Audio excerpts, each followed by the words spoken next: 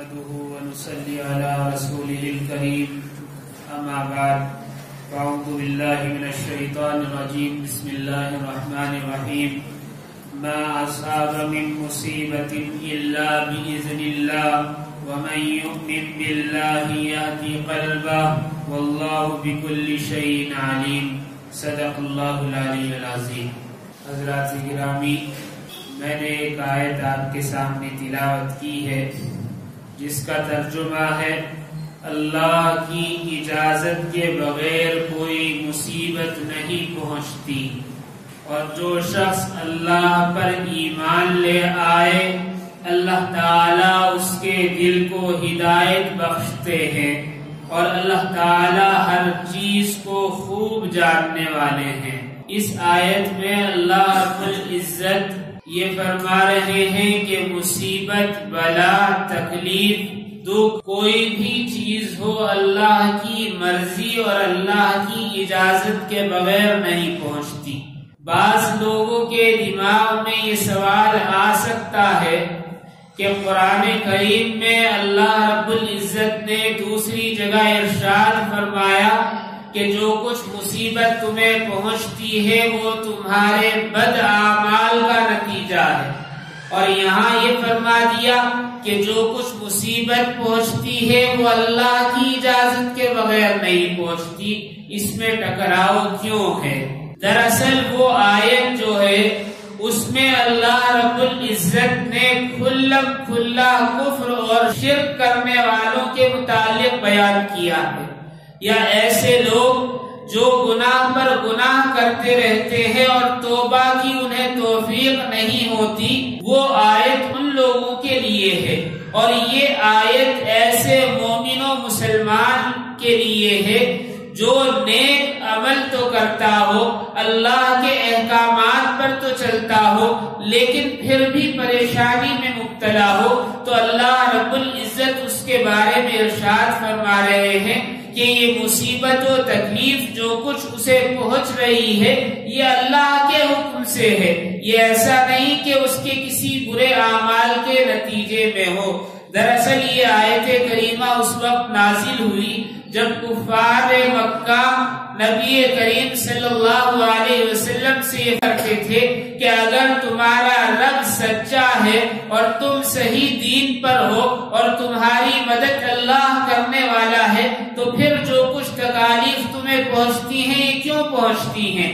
اس کے جواب میں یہ آیت نازل ہوئی کہ یہ تو اللہ کی مرضی سے تکلیف پہنچتی ہے۔ اللہ رب العزت نے یہاں جو فرمایا ہے کہ اللہ تعالیٰ اس کے دل کو ہدایت بخشتے ہیں، مفسرین نے اس سلسلے میں بہت کلام کیا ہے۔ ہدایت سے مراد یہ ہے کہ اللہ رب العزت اسے دین پر استقامت عطا فرماتے ہیں اور اپنی رضا اور خوشنودی عطا فرماتے ہیں، اسے صبر و تحمل عطا فرماتے ہیں، اور اللہ کے آگے سر تسلیم خم کرنا اس کو سکھا دیا جاتا ہے، اور اللہ رب العزت ہر معاملے میں اس کی رہنمائی فرماتے ہیں، اور پھر روز قیامت اس کو اس کا خوب اجر و ثواب دیا جائے گا۔ یہاں ہدایت کا مطلب یہ ہے۔ بہت ساری مثالیں ہیں، چند واقعات آپ کے سامنے رکھ دوں، بات سمجھ میں آ جائے گی۔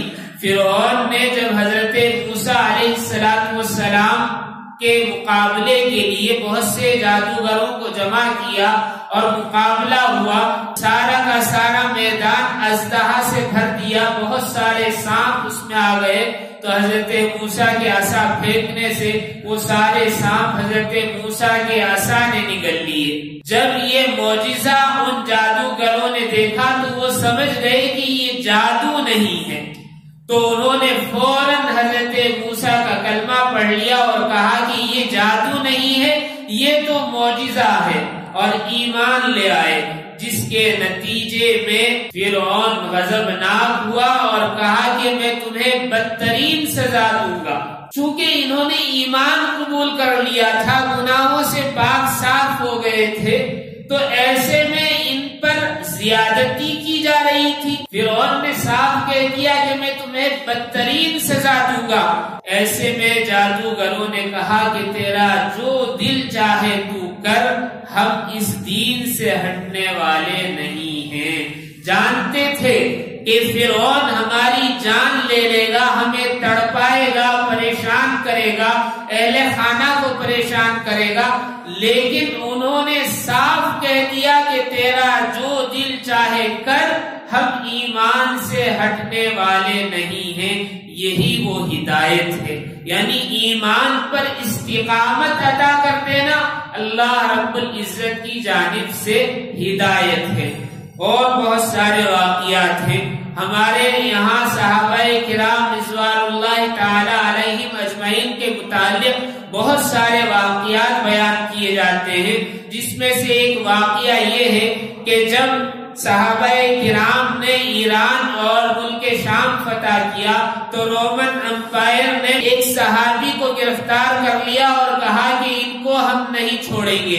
وجہ کیا تھی کہ وہ صحابی انتہائی خوبصورت تھے، انتہائی جوان تھے، خوب تعلیم یافتہ تھے اور خوب ذہین تھے، ہر موقع فیصلہ کرنے کی صلاحیت ان میں تھی۔ تو ان کی صلاحیتوں سے متاثر ہو کر رومن بادشاہ نے کہا کہ ایسے آدمی کو نہ تو چھوڑا جا سکتا ہے اور نہ ہی مارا جا سکتا ہے، بلکہ ان کی صلاحیتوں سے فائدہ اٹھانا چاہیے۔ تو ان سے کہا کہ تم ہمارا مذہب اختیار کر لو، یعنی کرسچن بن جاؤ۔ صحابی رسول نے منع کر دیا، کیوں؟ انہوں نے تو نبی کے ہاتھ پر کلمہ پڑھا تھا، ظاہر سی بات ہے اسلام کی چاشنی ان کے اندر سمائی ہوئی تھی، انہوں نے اس کا ذائقہ محسوس کیا تھا کہ ایمان کیا ہے، صاف منع کر دیا۔ پہلے تو ان کو بہکایا کہ ہم آپ کو آدھی سلطنت دے دے گی، یعنی جو رومن بادشاہ ہے وہ اپنے ملک کا آدھا بادشاہ آپ کو بنا دے گا، لیکن انہوں نے منع کر دیا۔ پھر ان کو بہکانے کے لیے خوب عیش و آرام کے لیے ایک محل میں چھوڑ دیا، جہاں بہت ساری لڑکیاں رکھ دی گئی، لیکن کسی کی طرف ان کی توجہ نہیں گئی۔ پھر ان میں سے ایک خوبصورت لڑکی کو ان کے کمرے میں بند کر دیا گیا۔ روایات میں آتا ہے 40 دن صحابی اس کمرے میں اس کے ساتھ بند رہے۔ آخر کار اس لڑکی نے کہا کہ آپ کا ایسا کیسا دل ہے کہ میری طرف آپ نے آنکھ اٹھا کر نہیں دیکھا۔ یہ ہے ہدایت جو اللہ رب العزت نے آیت میں فرمایا۔ لیکن صحابی نے کہا کہ میں نے تو اللہ کا کلمہ پڑھا ہے، نبی کے ہاتھ پر ایمان قبول کیا ہے، میں ان دنیاوی چیزوں کو خاطر میں لانے والا نہیں۔ بادشاہ کو اطلاع ہوئی، سختی کی، عیش و آرام کی جو سہولت ہے ان کو دے رکھی تھی وہ سب چھین لی گئی، اور پھر ان پر ظلم و زیادتی کے پہاڑ توڑے گئے، مارا پیٹا گیا، باندھا گیا، لٹکایا گیا، لیکن ان کے چہرے سے مسکراہٹ ختم نہیں ہوئی اور انکار کرتے رہے کہ میں ایمان سے پھرنے والا نہیں۔ جب بادشاہ نے دیکھا کہ اس طرح بھی کوئی کام نہیں چلے گا تو پھر ان کو کھولتے ہوئے تیل میں ڈال دیا گیا۔ لیکن اللہ کا کرنا، یہ جو آیت میں بیان کیا گیا ہے ہدایت، اس کا ایک ترجمہ، ایک معنی مفسرین نے اللہ کی مدد بھی لی ہے۔ تو کیا ہوا صحابی کے ساتھ؟ کھولتے ہوئے تیل میں پکتے رہے، جب باہر نکالا تو بالکل صحیح سالم تھے، ایک رواں بھی خراب نہیں ہوا تھا۔ اللہ، بادشاہ کو بڑا تعجب ہوا۔ تو بادشاہ نے پھر حکم دیا کہ اب ان کو 4 گھوڑوں سے ہاتھ پاؤں باندھ کر کھینچا جائے۔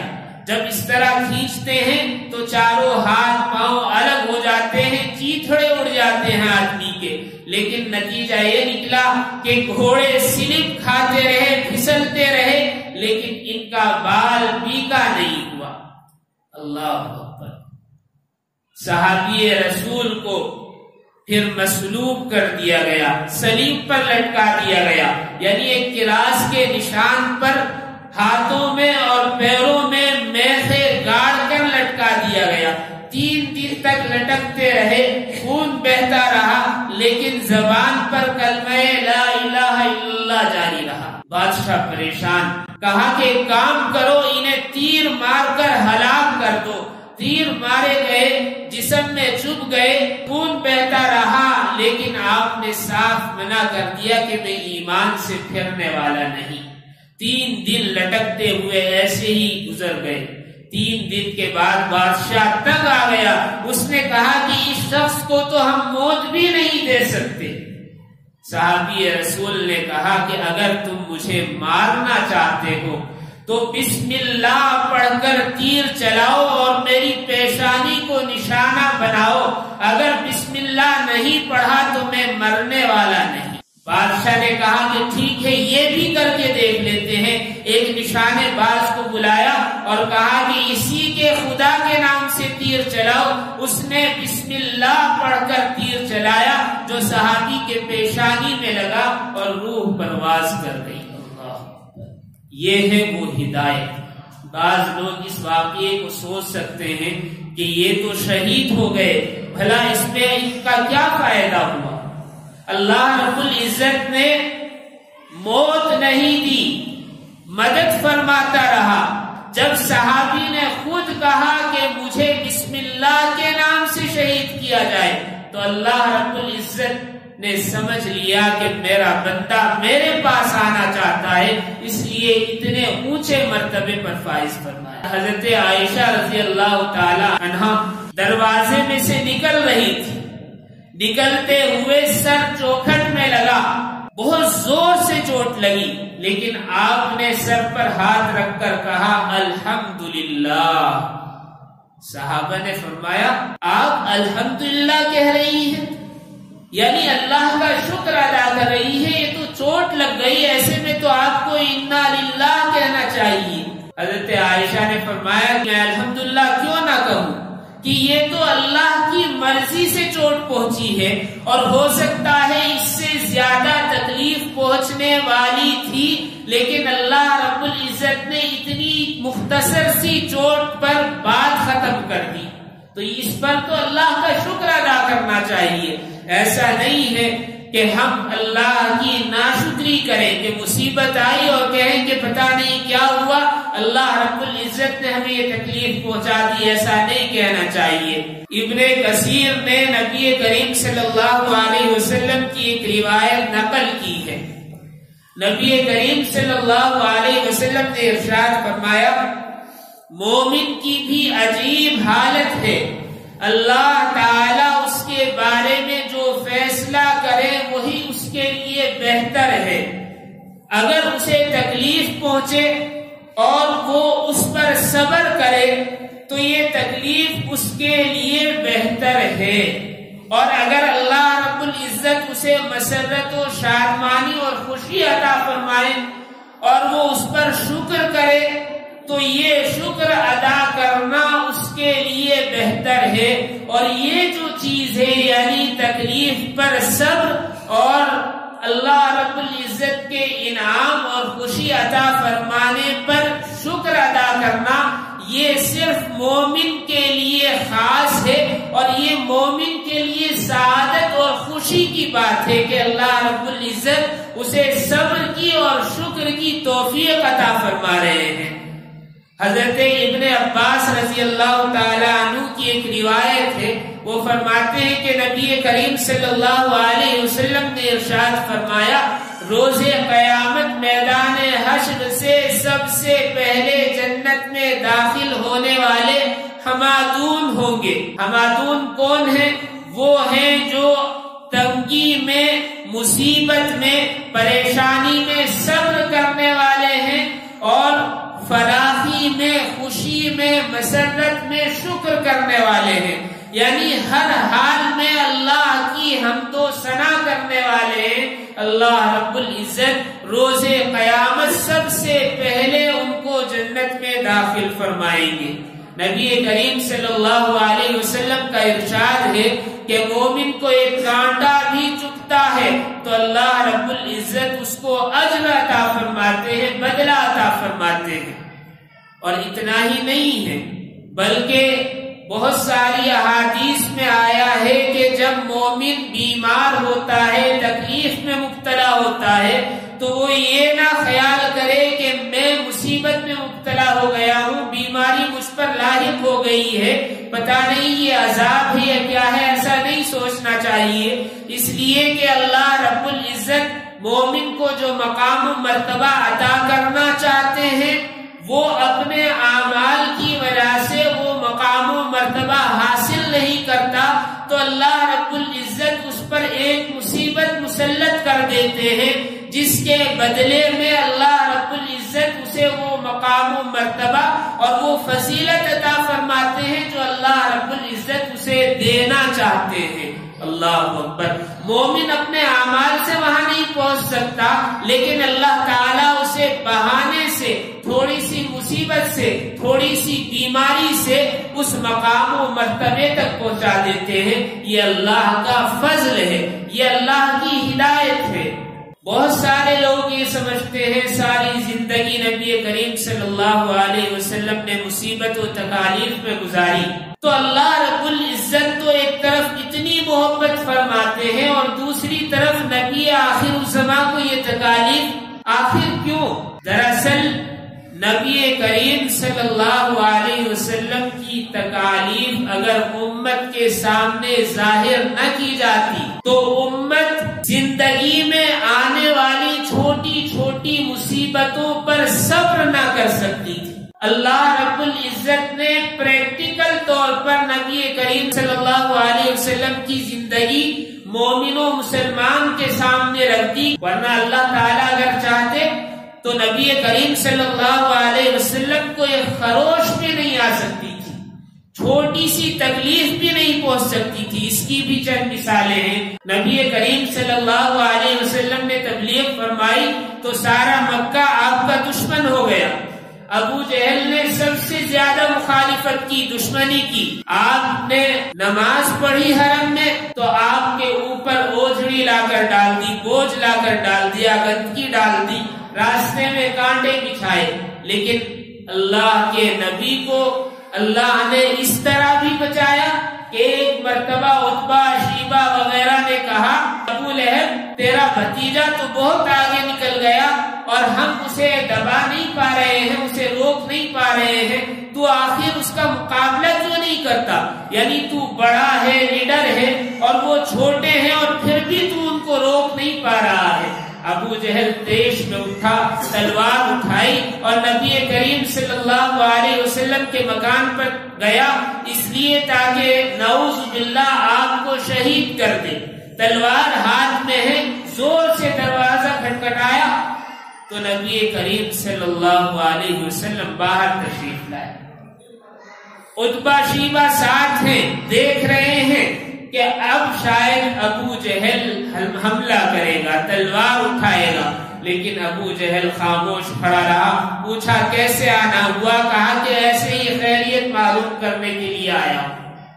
خاموش رہا، بالکل چپ رہا۔ تھوڑی دیر کے بعد وہ وہاں سے واپس پلٹا۔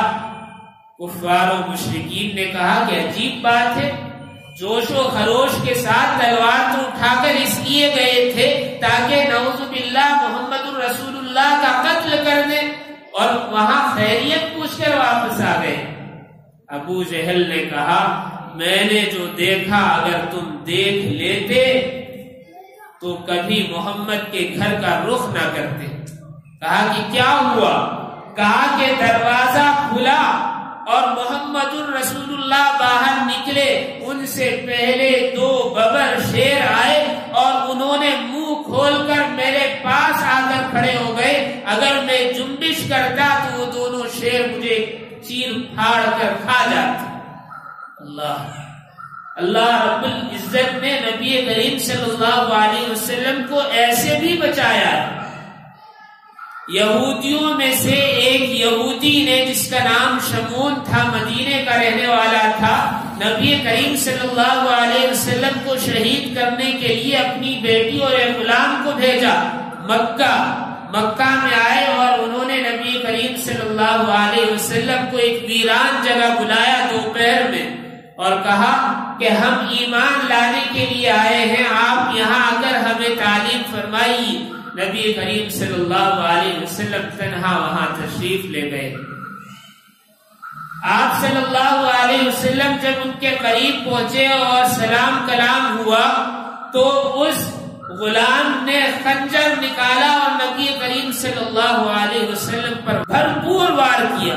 اگر وہ خنجر لگ جاتا تو سارے جسم میں زہر پھیل جاتا، زہر میں بجھا ہوا تھا، لیکن غلام بے ہوش ہو گیا۔ جب ہوش آیا تو دیکھا کہ اپنی رہائش گاہ پر پڑا ہوا ہے۔ پوچھا کہ کیا ہوا؟ میں نے تو حملہ کرنے کے لیے خنجر نکال لیا تھا، یہ کیا ہوا؟ کہا کہ اپنے پیروں کی طرف دیکھ، تو اس نے دیکھا کہ جو خنجر وہ نبی کریم صلی اللہ علیہ وسلم کو قتل کرنے کے لیے لایا تھا اسی کی ران میں گھسا ہوا ہے۔ پوچھا کہ کیا ہوا؟ تو اس کے ساتھ اس یہودی لڑکی نے کہا جب تو نے حملہ کیا مجھے نہیں پتا تیری کیا کیفیت ہوئی، لیکن ایک آگ کا انسان آیا اور اس نے وہ خنجر تیرے ہاتھ سے چھین کر تیری ران میں ہی چبھو دیا اور پھر غائب ہو گیا۔ معلوم ہوا نبی کریم صلی اللہ علیہ وسلم کی حفاظت اللہ نے فرمائی، لیکن مصیبت تکالیف جو آپ کو پہنچی اس کی وجہ یہ تھی تاکہ امت کو معلوم ہو کہ مومن کی، مسلمان کی پریکٹیکل زندگی اور عملی لائف کیسی ہوتی ہے۔ اور اگر یہ ایمان تھوڑی سی مصیبت آنے پر بدل ہو جائے، مایوس ہو جائے، اس مایوسی سے روکنے کے لیے اللہ رب العزت نے ارشاد فرما دیا کہ اللہ تعالیٰ اس کے دل کو ہدایت فرماتے ہیں۔ اللہ رب العزت مومن کے دل کو تسلی دینا چاہتے ہیں کہ جو تکلیف تجھے پہنچ رہی ہے اس کا بدلہ روز قیامت ہم دیں گے، اجر و ثواب روز قیامت تو ہوگا ہی، لیکن اس دنیا میں کیا بدلہ ہوگا کہ ہم اپنی رضا عطا کریں گے اور تجھے اسلام پر ثابت قدم رکھیں گے۔ یہی سب سے بڑی دولت ہے۔ اگر مومن و مسلمان کو اس بات کا یقین نہ ہو کہ میں ایمان پر قائم رہوں گا، یہ اللہ رب العزت میرا مددگار نہیں ہوگا، تو پھر وہ خودکشی کر لے، ہارٹ فیل اس کو ہو جائے، یعنی تھوڑی سی مصیبت آنے پر ایسا بدل ہو جائے کہ وہ صدمہ اس سے برداشت نہ ہو۔ اس صدمے کو برداشت کرنے کے لیے اللہ رب العزت نے اجر و ثواب رکھا ہے۔ بہرحال اللہ رب العزت نے مومن و مسلمان کو ہر تکلیف و پریشانی پر اجر و ثواب کا وعدہ فرمایا ہے۔ اس دنیا میں بھی نعمتیں میسر ہوتی ہیں اور آخرت میں بھی۔ کیسے؟ کسی کا مال کوئی چھین لے، غصب کر لے، کوئی قرض لے اور واپس نہ دے تو اللہ رب العزت دوسرے راستے سے اس سے زیادہ عطا فرماتے ہیں، یہ دنیا میں۔ اور آخرت میں 70 گنا یا 70,000 گنا بڑھا کر اس کو دیا جائے گا۔ نبی کریم صلی اللہ علیہ وسلم کی ایک حدیث ہے، مسلم شریف نے اسے روایت کیا ہے کہ جب مومن و مسلمان پر کوئی مصیبت آتی ہے اس وقت وہ اللہ رب العزت سے مدد و نصرت کا طالب ہوتا ہے اور دعا کرتا ہے۔ کیا دعا؟ انا للہ و انا الیہ راجعون، اللہم اجرنی فی مصیبتی واخلف لی خیرا منہا۔ تو اللہ رب العزت دنیا میں ہی اسے زیادہ بہتر چیز عطا فرما دیتے ہیں دنیا میں، اور آخرت کا اجر و ثواب یہ سب الگ ہے۔ اللہ رب العزت ہمیں سب کو کہنے سننے سے زیادہ عمل کی توفیق عطا فرمائے۔ وآخر دعوانا ان الحمدللہ رب العالمین۔